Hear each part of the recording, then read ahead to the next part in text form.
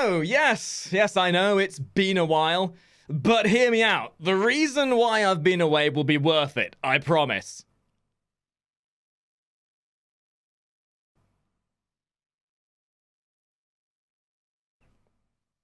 Welcome back to yet another filler episode of Naruto, otherwise known as a Warframe video! Now, when I make these videos, I always try to make a priority towards the videos that are going to be the most pertinent for new players, or at least players trying to learn whatever they need to learn. In regards to how useful the video will be, hence, Revenant will likely be the last Warframe guide we ever make. Anyway, it was brought to my attention that recently we hadn't actually made a Excalibur guide due to no fault of my own. You know, that frame that you get at the very start of the game that most people will have within the first 5 minutes, the one that helps people through the first major bit of content that really boosts people through, you know, the one that like 90% of the player base will be using within the first few hours of playing the game. Yeah, that one. We didn't have a guide for it. So now we are gonna do a guide. Because, yeah. So, Excalibur is, as mentioned, one of the tutorial frames. He's been the headline boy of Warframe's PR for the longest of times. And whenever you mention to someone on the internet, hey, you know Warframe? Excalibur is usually the image that is brought to one's imagination. Unless you go to Rule 34, in which case... Actually, you know what? That's probably not the best thing to go into this. Let's just carry on with the guide, shall we? Excalibur boasts one of the simplest yet functional kits in the entire game. Excalibur makes for a great starter frame, and out of the 3 tutorial frames is always my first suggestions if someone really wants just a simplistic ease of access to the game that'll help them get through the early stages of Warframe. The reasoning behind this power and usefulness comes down to a couple of different factors. One is his Exalted weapon. All Exalted weapons in Warframe are generally OP as hell, almost as OP as JoJo, or Shaggy using 0.5% of his power.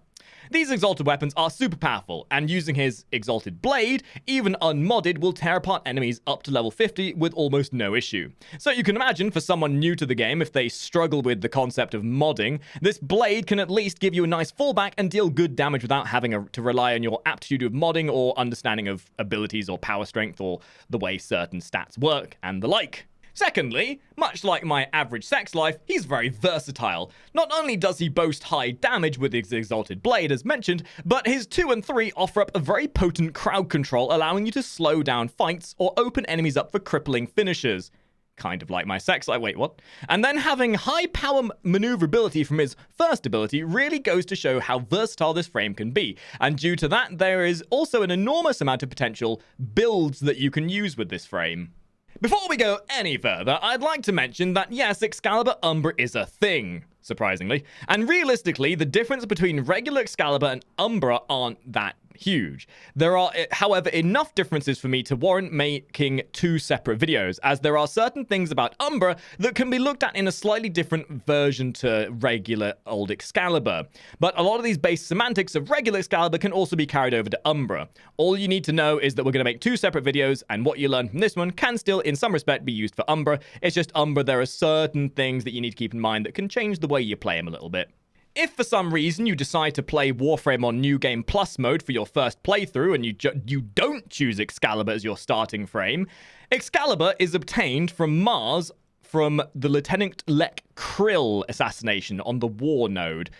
I mean, I kid you not when I say this. If you choose Mag or Vault, you're playing the game on hard mode from the word go. Excalibur basically makes the game trivial from the get-go, so you kinda choose him unless you fancy giving yourself a challenge.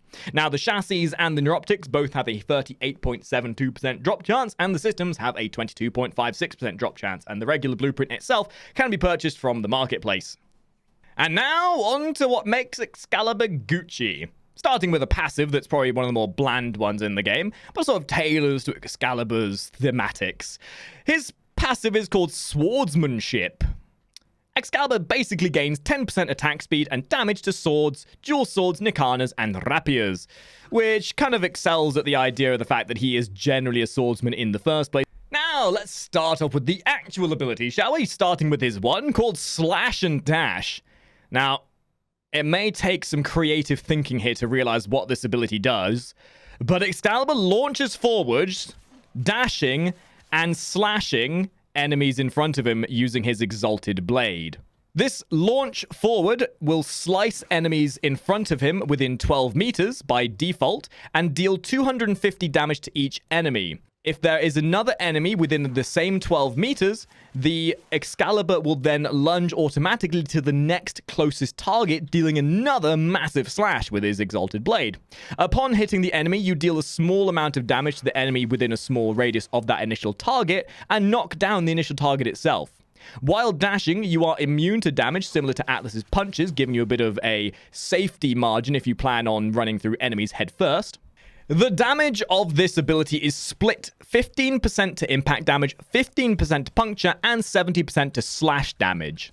The dash range and travel distance between enemies is affected by ability range. The damage this deals needs a little bit of explaining, so here's a base summary. Even though it uses the Exalted Blade model, it isn't actually affected by the modding of the Exalted Blade. Instead, it is affected by ability strength, plus your combo counter, plus some mods equipped to your regular melee weapon, plus also the benefit of the passive you gain should you have one of the weapons that benefit from swordsmanship. Keeping in mind that slash dash cannot cause crits or status procs.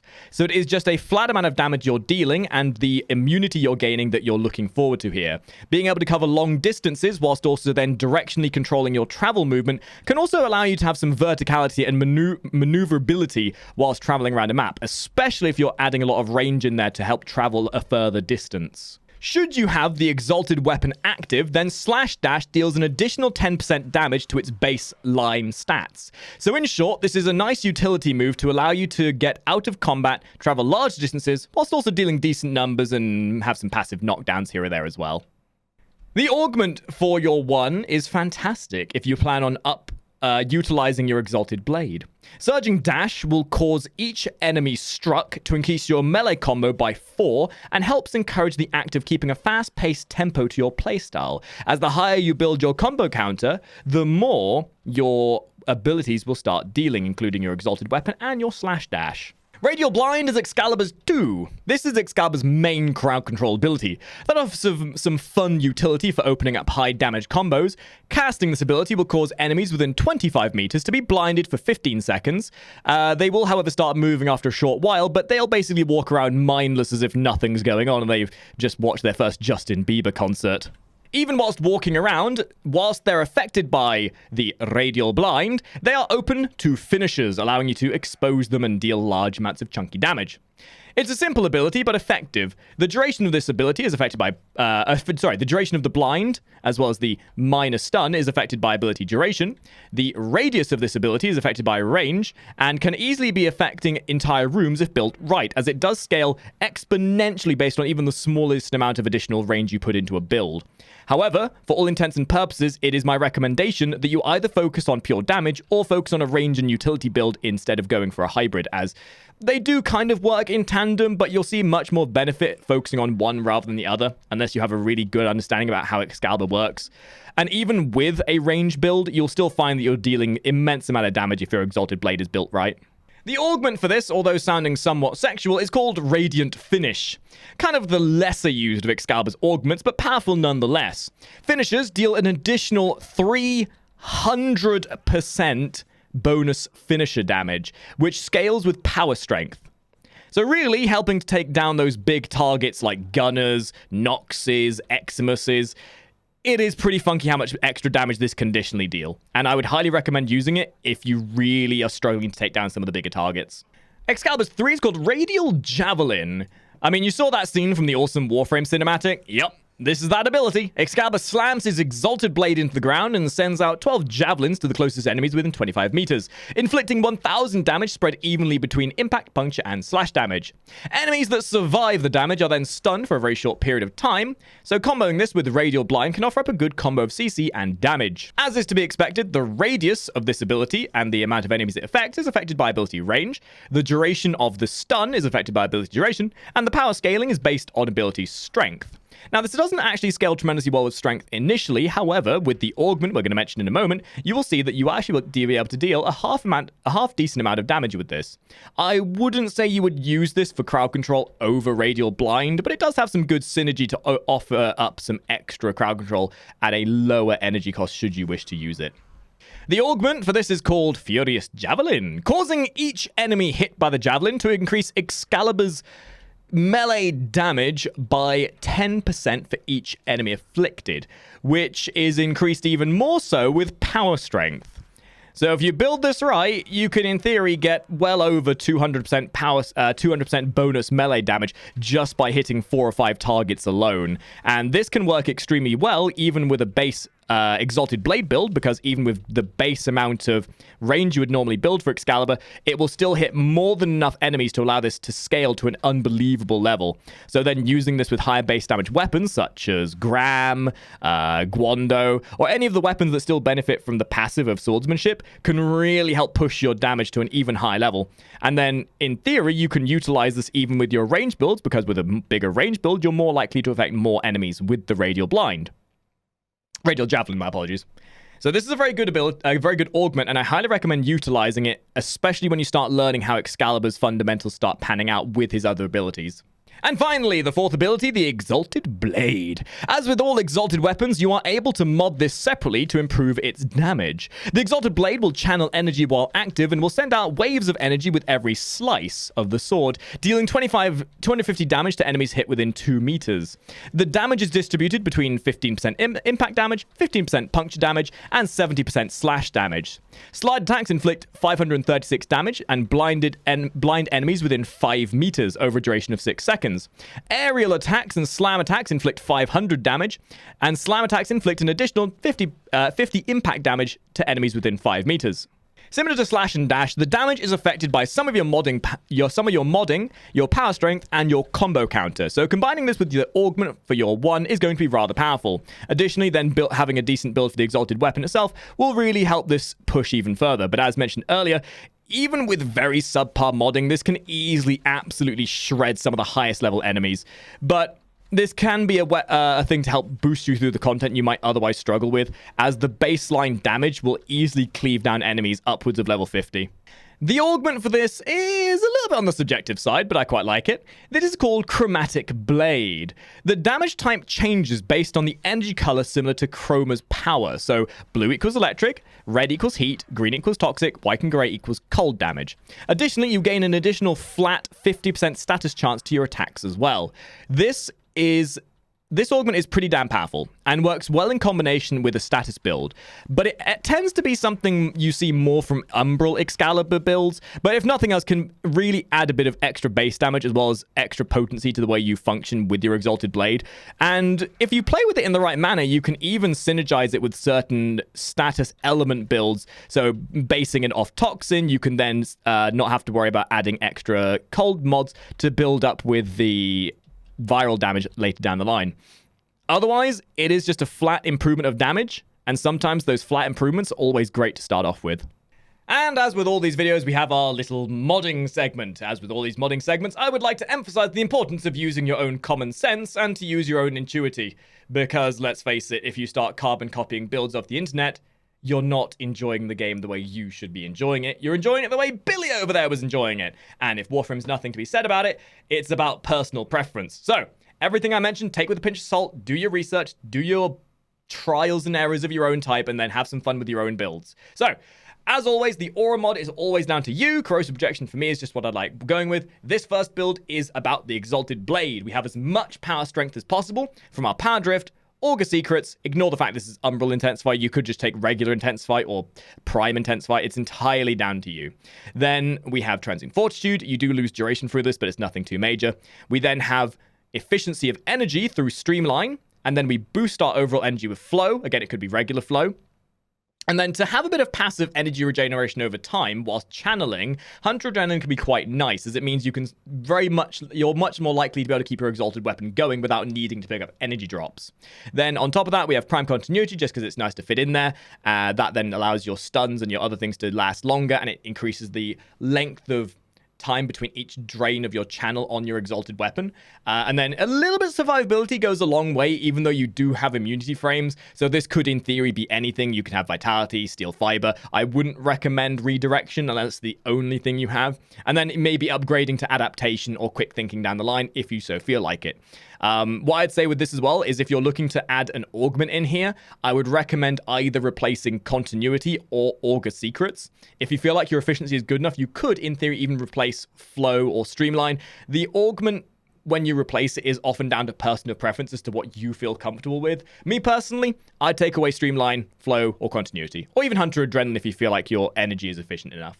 And the second build is much more focused on utility and crowd control and being able to dash 5 million miles into the distance with a single slash dash. This is focusing purely on range and duration with a little bit of power in there as well. Even though you're losing a lot of power strength, you're still able to do a lot of damage just through the sheer power of your Exalted Blade.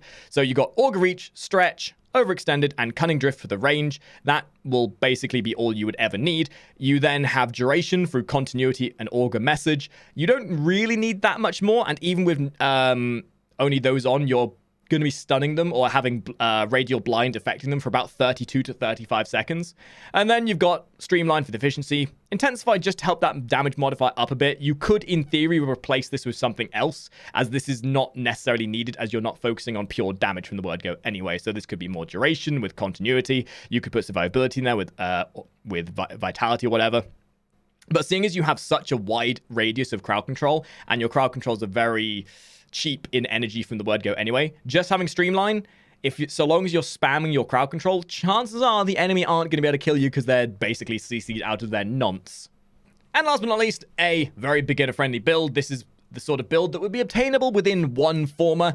Admittedly, you might not have Augur Secrets or Power Strength, so get rid of those and replace them with anything. If you don't have a Exalted slot, then you just get rid of Power Drift and hopefully keep Augur Secrets. But as with all these builds, all these mods should be obtainable within the first 24 hours worth of play of actually playing the game. You've got Vitality and Steel Fiber to help keep you alive. You've got Stretch for the range, Flow for the energy, Streamline for the efficiency, Intensify for that bit of extra damage along with Augur Secrets, and then Continuity for that extra bit of duration. This is very easily attainable. It's very simple, very transparent, and it basically helps across all of your abilities. And as with all Exalted weapons, it is obviously personal preference. I found that this build works rather nicely for me. You do, again, remember, gain benefits from your modding of your regular weapon, so synergizing your Exalted Blade build with the modding of your regular melee weapon can work quite nicely here. But you want as much raw numbers as possible, so you want as much raw damage as possible. So things like Steel Fiber, Gladiator Shatter, Organ Shatter, and then a bit of extra status, a bit of extra base damage works wonders. Admittedly, I would probably replace Vicious Frost with something else. I don't necessarily see the need for extra status if you're focusing on just raw numbers alone, but this has worked quite nicely for me. You can then mix and match and see what works for you, but even without these, your Exalted Blade is going to absolutely kick some booty. And with that, that's the guide finished. I do hope you've enjoyed it, even if it took me 5 freaking years to get to it. And this is probably the last of the guides that's actually what I'd call priority. Every guide for a frame after this is basically going to be on a frame that I don't see as being quote-unquote part of the meta. But hopefully it's been of use, and if there are changes with Melee 3.0, then we'll likely recover this at some point, and there will hopefully be an Excalibur Umbra guide sometime down the line, but we'll see what happens with that. So if you've liked it, make sure to leave a like, make sure you share the video with your friends, subscribe, make sure to press that bell button and do all the other random guff that YouTube asks you to do these days. And if you feel like joining us, we record these videos on Twitch with all of our lovely community getting involved as and when they want to. We also do whatever we can to help you within the game. So if you have questions or if you just want to come and play some games, then we're usually live every single day, and there'll be a link in the description below. So thank you once again for watching. I hope you've enjoyed the video. If you've seen any horrible mistakes, please leave a comment down below and tell me how much of a noob I am, and I'll see you all in the next video. Ta-ra!